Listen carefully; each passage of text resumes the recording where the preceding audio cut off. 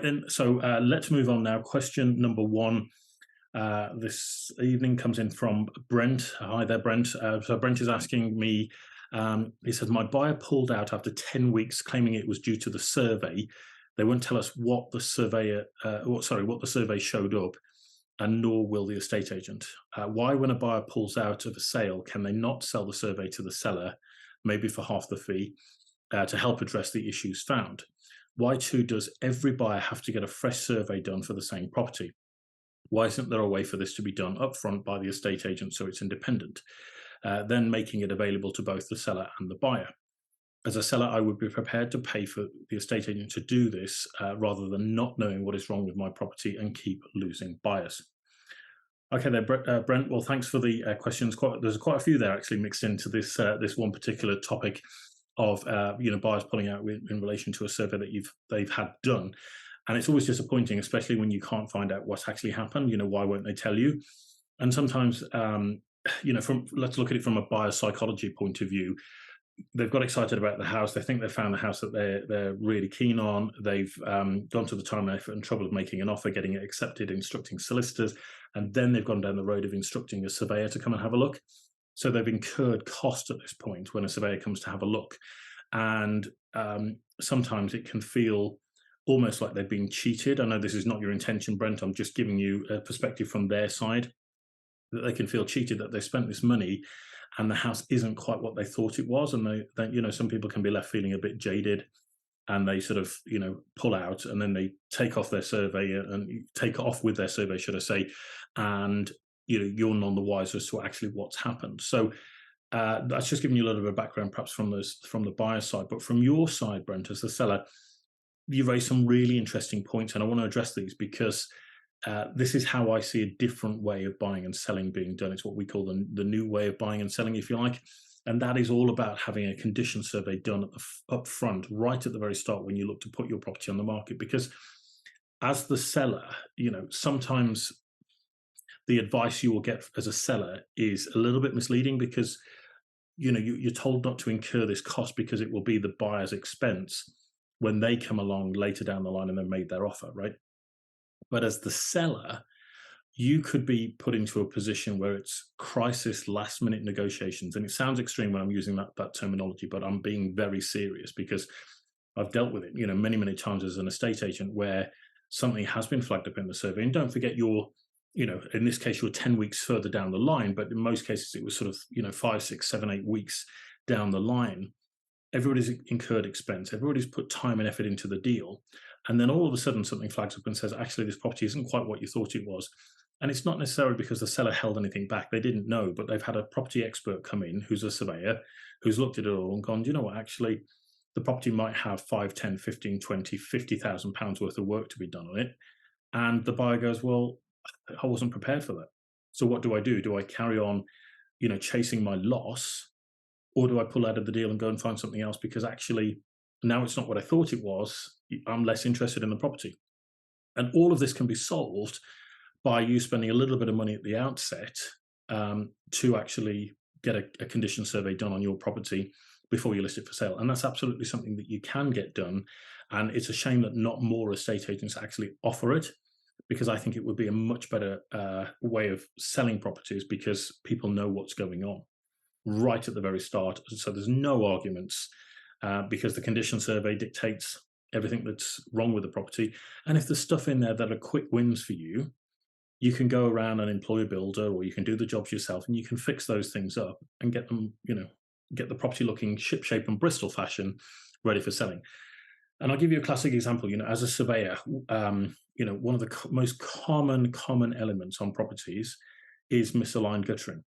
Okay, so the guttering on the roof starts to come apart. Then you get water leaking down the face of a property, and then that leads to damp issues, or other things that are going wrong. And it's such a quick and easy fix, but people let it slide. Oh, it doesn't really matter. It'll be okay. And then over a couple of years, these problems start to manifest and become bigger. Now, these are the sorts of things that can be picked up and easily dealt with right at the very start. And if you can then invite your buyer to look at the condition survey and say, look, I'm presenting a clean bill of health here, or these are the items that have been picked up as a consequence we've priced the value of the property, and this is important. So as a consequence of the condition survey, we've priced the value of the works into the price of the property. So people aren't trying to beat you down, because that's the other thing that people get worried about, right? Is that they go to the market too transparent, and the property or the condition survey lists a couple of different elements of work to be done to the property, and then they think they're going to get beaten up by the buyer on the price they're willing to pay for the property.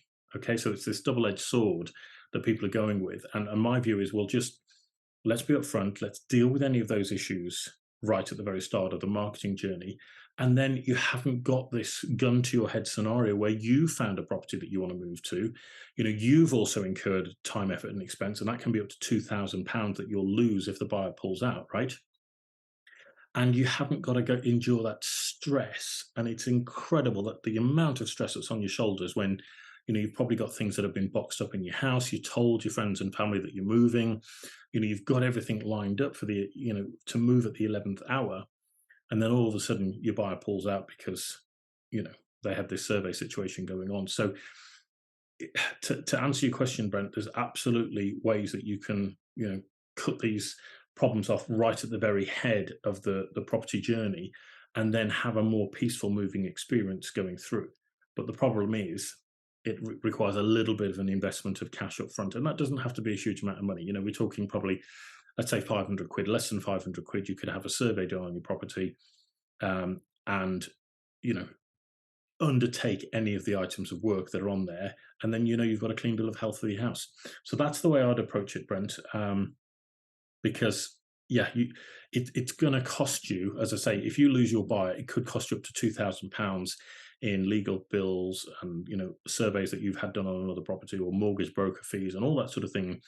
And it's one of the reasons that deals fall apart. It's and it's also one of the reasons why buyers are left so out of pocket in their journey. So that's exactly what I would do. Get a seller's condition survey done, or even a home buyer's report on your own property, even though you're the home seller rather than the home buyer.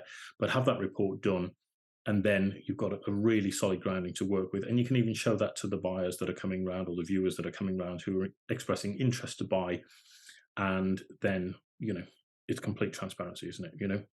So I hope that answers your question, Brent. As I say, this is something that we're actually looking at very seriously as well, to avoid these problems, because it's a huge value add. I see it as an incredible no-brainer value add to anybody who's looking to sell their property. And this is where I think, if home information packs, as were originally intended to be brought to the market, were implemented in the right way, the condition survey would have had a lot of value. But unfortunately, it was such a, with respect to botched implementation of the old HIPs into the market, that I really think it lost all of its effectiveness and lost all of its teeth. Whereas actually, a WiggyWam sellers pack with a seller's condition survey, I think, is absolutely the way to go on this sort of thing. So hope that's helped you, Brent. Anything else you need, please reach out to me. If you want me to put you in touch with a couple of surveyors who can probably help you get this sorted, again, let me know, and I'd be happy to help you on that one as well. All right. Thank you for the question, Brent. All right, excuse me, tripping over my words. And let's move on to question number 2.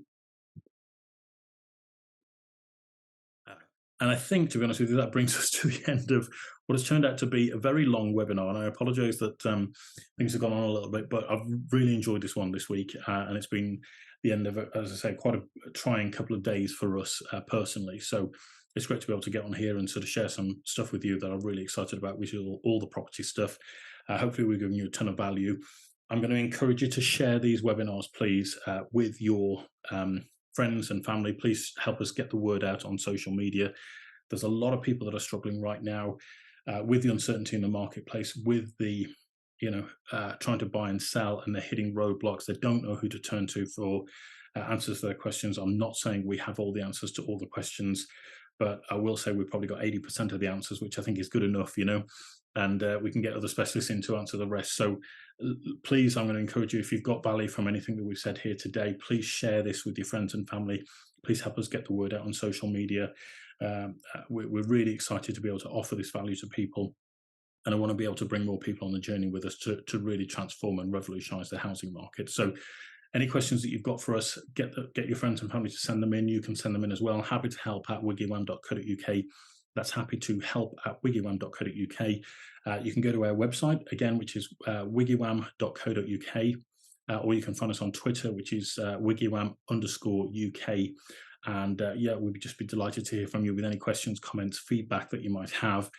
And yeah, look forward to welcoming you on a webinar very, very soon in the future. All right. Thanks for joining me, guys. It's been an absolute pleasure, and I'll look forward to seeing you all again next week. All right. You take care. Bye-bye.